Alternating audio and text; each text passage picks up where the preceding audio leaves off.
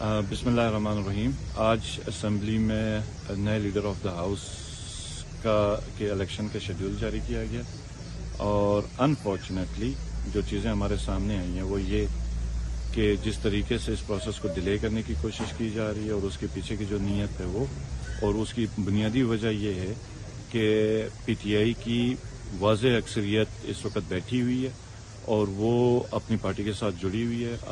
راجہ اعظم خان جو پاکستان تحریک انصاف کے نامینیٹڈ ہیں ان کو ووٹ کرنے کے لیے تو کبھی بام تھریٹ سے اسمبلی کو خالی کروانے کی کوشش کی جا رہی تاکہ کورٹ سے اسٹے کیا جائے. وہ بھی ایک سپیڈی ہمیں خبر آ رہی ہے کہ ملنے لگا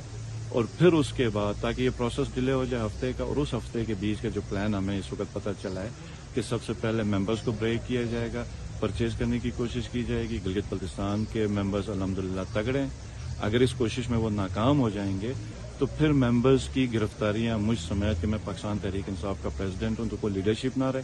اور چیدہ ممبرز کو گرفتار کیا جائے تاکہ عددی اکثریت پی ٹی آئی کی نہ رہے اور پھر یہ اپنا الیکشن کریں اور گلگت بلتستان میں پی ٹی آئی کی حکومت اس طریقے سے ختم کریں. تو میرا ایک سوال ہے کہ اتنے حساس علاقے میں اس طریقے سے قانون کو, اصول کو, ضوابط کو رون کے کس کو کیا ملے گا اور اس کے نتائج کیا ہوں گے, یہ پھر سب تیار ہیں.